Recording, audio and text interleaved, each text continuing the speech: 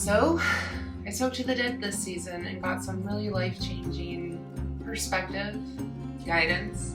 And so, as a result, I'm going to go ahead and share with you all my perspective, my experience with the season of the dead this year when I sought out my ancestors. Not only am I going to give you a little bit of a witchy story time today, but I'm also going to share how I was able to connect with my ancestors this season, because you can too. I don't have any special powers or anything like that. I just merely listen to intuition and divine guidance. Let's discuss ancestral veneration and what I learned during this season of the dead when speaking with my ancestors. Hey everyone, it's Anya. Welcome to the season of Anya, where together we are building a wonderful community for those who are seeking spiritual healing through diving deep in the practices of yoga, magic, and witchcraft. So before we get into the story time, let's discuss. What is ancestral veneration? Simply put, this is just honoring your ancestors. This isn't worship, this isn't working with deities, this is simply working with the spirits that created you, really. Ancestral veneration is honoring, celebrating, and respecting the dead,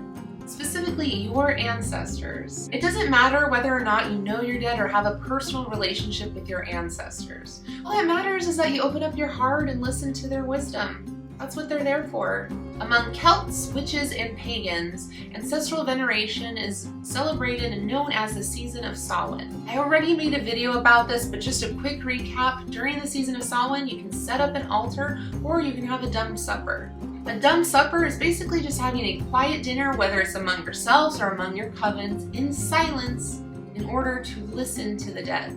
Due to the nature of the departed, we forget their voices, and the dumb supper is there as a way to not only remember those who have parted, but also as an invitation to listen to their messages, listen to what they have to say. Ancestral veneration is celebrated among many traditions, many religions all over the world. Ancestral veneration is also celebrated and known as Dia de los Muertos in Mexican culture, All Souls Day or All Saints Day in Catholic culture, and many, many other traditions all over the world. So what's the benefit of communing with the dead? How do you even get answers? You can still connect and commune with the departed even if you didn't have a close relationship with them. You can either attempt to directly reach out to a particular family member, or you can just do a general opening of your lineage. Just ask.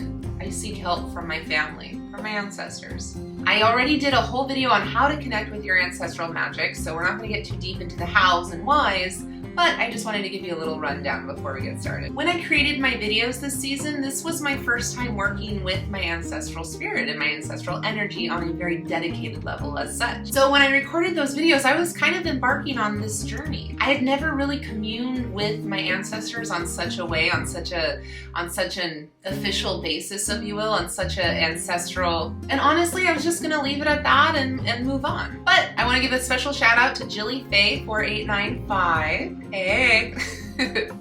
I just wanted to give you a quick shout out because through commenting on my previous video, you wanted some information on ancestral magic, and I have been really living in these energies. So I was gonna record a video tonight anyways. When you made that request, I was like, girl, I'm on it, let's do it, let's talk about it. So thank you so much for commenting and requesting that. So how did I even open up the portal? To be honest, I just did it. I implemented everything I said earlier in this video. I set up my altar. I made it personal. I was consistent with my practice. These things don't just happen overnight. I set up my ancestral altar at the end of September, and honestly, I was just consistent with it. I had no expectations. I didn't know what to expect. I just did it because it felt right. And really, I was consistent. I probably showed up at that altar 4 times a week on average, sometimes for a long time, sometimes for just, 10 minutes or so. Sometimes not even that. Sometimes I would merely just touch my altar but make that connection. Throughout this journey, especially when times were tough, I always made a point to say thank you. Life could always be worse. Thank you for the blessings. Sometimes that's all you need to do. It's amazing what comes at you. Let it happen and follow your heart. If you're inclined to do something, do it. For me, I felt guided to be in a spirit of gratitude more than anything, and that's what got me here. Let the journey unfold. Not only did I stay consistent in meditating and visiting and connecting with my altar for this past month or so, a lot of times I would leave offerings. I probably changed out that glass of wine that's sitting on there at least 5-6 times. minimum. A lot of times too, I'd take one of those small chime candles that you can get, light that candle and just gaze into the flame and just connect. Towards the end, because it felt right, I then started praying and asking for blessings, and that's when the magic happened. For me personally, my departed had lived in Italy, so I had a very limited relationship with them. I remembered what I could, but it wasn't much, but that's okay because I remembered them. I spoke their names out loud, and I just thanked them and just connected. And for me and my journey, I really made a point this season to connect with my Italian heritage, as that's what I am. I am Italian. Now, before I begin my journey, I would love for you all to drop a comment if you set up your Samhain altar this season, your ancestral altar. How did it go? How did you connect? Was it an altar, or maybe was it in the kitchen or the garden or somewhere else? Did you get any messages or insights? Share with the community so we can get insight and grow from each other. Well, here's my story on how I connected with my ancestors this season. So one thing I do know about my family is that they survived World War II in Italy in extreme poverty, despair, but for some reason never lost hope. When I say poverty, we are talking about old school, old country vibes. No doors, hay beds for blankets, no running water until like the 1970s, I kid you not. If you were lucky enough to have a side of meat with your meal, it was definitely considered a luxury. I am talking World War under an Italian dictatorship, bombings and poverty and strife. Even when my dad was there until the late 70s, I mean, it was poor, it was poverty when he grew up. They didn't have much over there, but you know what they had? They had community. They had family, and they had so much love. They had Italian magic. The Italian magic was in the family, and that's something that I want so bad in my life right now. I'm recently divorced, going on a little bit over a year. Don't have a whole lot of contact with my family, and I've had to do a lot of mental work to pick myself back up. With the mental work, I've been very much on a transformation journey, very much stepping into my divine feminine energy. And I say this because, well, if you know anything about Italians, the Italian woman, she is pretty high on that divine feminine archetype. The Italian matriarch, the Italian divine feminine, the Italian woman, she's got the spirit of the witch, the strega. Tough as nails, but soft as butter. I literally have dried pasta in an empty olive oil container, a tin, sitting on my altar that's been there already now for a few months. It all makes sense now. Her magic is in the kitchen. Her magic is in the path of being a nurturer. If I didn't get my point across enough, there's that saying in My Big Fat Greek Wedding where the woman goes, yeah, the man is the head of the family, but the woman is the neck, and the neck moves the head. And I say all this, first of all, because I just think it's awesome and it's funny and it resonates. But also, this is my story. I was in Italy 2 years ago, last October, and it awakened my divine feminine. So yeah, the Italian woman, the divine feminine, she is very much that archetype that I am personally trying to embody on my journey. Remember, this is my personal experience, my journey, my story. I'm telling you this because maybe it'll help you put the pieces together in your own story. So yeah, I want kids. I want a family, but I'm alone right now. It's been a very lonely season of healing. A very gratifying one, but a very lonely one, and at times isolating for sure. Plus, we're in the season of the dead right now. Things are dying all around us. The energy is heavy. Everything that I've been experiencing this past year is really amplified. Things are dying, summer is ending, we are in the season of the dark, so of course I'm gonna feel this really heavy, as many of us do during this time of year, which is exactly why now is such a great time to be with our ancestors, because it is heavy. When life gets hard, our ancestors are here for us. That's what I really want you to take away from this. So I'm gonna be perfectly vulnerable and say I've had depressive episodes. Things have been hard. I gave up a lot this year and then some. But through this natural journey and natural progression, I've also received so much strength. We are very much entering a crone energy right now, which means the wise woman. Why is she wise? She sees it all. She sees the darkness, she sees the light, she sees life, but she also sees death. I cried a lot this season. Cried so much. Life is hard. Life is heavy. Life is full of ups and downs. But that's exactly it. Life is full of ups and downs, but life is full of ups. The simplest way to describe how I built this relationship with my ancestors would basically be that through showing up, setting up a space for them, inviting them in, and listening, their messages became my intuition.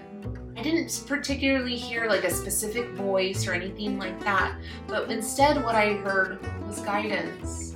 And I could not only feel but hear the shifts. Anytime I wanted to lean into darkness or lean into depression, anxiety, or just kind of loss of control, I'd hear a voice, a message, intuition, some wisdom. A lot of times I wouldn't listen to it, but then I started listening. Suddenly my relationship with the dark changed a little bit. Instead of being fixated on the fact that dark is depressing, dark is scary, dark is horrifying, and all those bad things, dark just is. Death is inevitable, my friends. So what are you gonna do with your life here on this earth right now? So in line with listening and hearing that divine feminine, that Italian woman, that woman of strength and courage, I listened.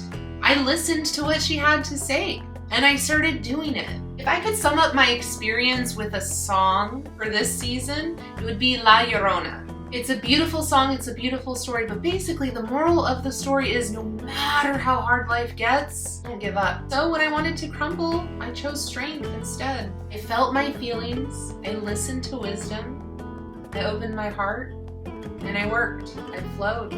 I began to flow with spirit. And here's the thing. Flowing is a choice. I had ups, I had downs, and I still do. This is not some miraculous story. This is just what I'm going through right now. And it feels pretty good, I'm not gonna lie. For me and my messages this season, it was very much that tough love. Suck it up, buttercup. You want kids? You're tired?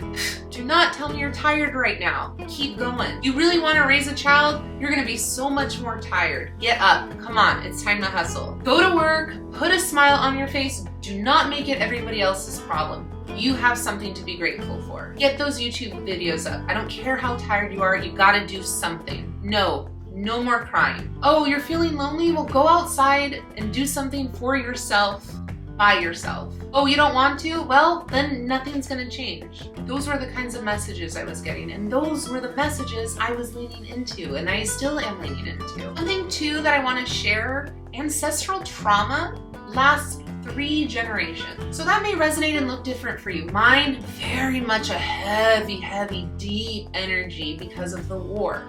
Your ancestral trauma may look different. I am actively trying to break those cycles and break those patterns because I don't want to wait until the next lifetime until it naturally fades off and wears off. I want success, I want happiness, I want love this lifetime. As a result of listening, I've been showing up in the kitchen a lot more too, which is so fun. I love to cook, but hey, cooking for one kind of blows, not gonna lie. But I'm doing it anyways because I enjoy it, and I am doing it for me because it connects me, it grounds me, and it heals me. So in a nutshell, for me, my witchy story time with connecting with my ancestors ends with this. This season, I was able to do a lot of healing, find a strength within myself that I did not know existed. So in a nutshell, this season, my ancestors reminded me and really instilled upon me the lesson that no matter how dark it gets, it's up to you to create your own light. It's up to you to create your magic. No one is gonna fix you but yourself. No outside source. No matter how heavy it is, find something to be grateful for, find a reason to smile. And more importantly, my ancestors reminded me to have that spirit of the witch, to have the spirit of La Strega. Smile, dance, laugh, and do it often. Thank you guys so much for watching this video. I hope you found this witchy story time enjoyable. If you liked it, please let me know. I get these little anecdotes from time to time, and I'd love to share them. I don't know if this community wants this kind of stuff. I am also dabbling a little bit in writing as well. I'll be honest, I'm trying to get a book published. I'm putting that out there, so I'd love some good witchy juju, some engagement on this video to help with the analytics and all that fun stuff. But my final note is I want to say thank you to you all for watching, and thank you to my ancestors for divinely guiding me this season. Thank you for guiding me through the dark, and I can't wait to see what the future holds. So much love, so much gratitude to you, my viewers, the community we are building together on this season of healing. So much love. I'll catch you on the next one.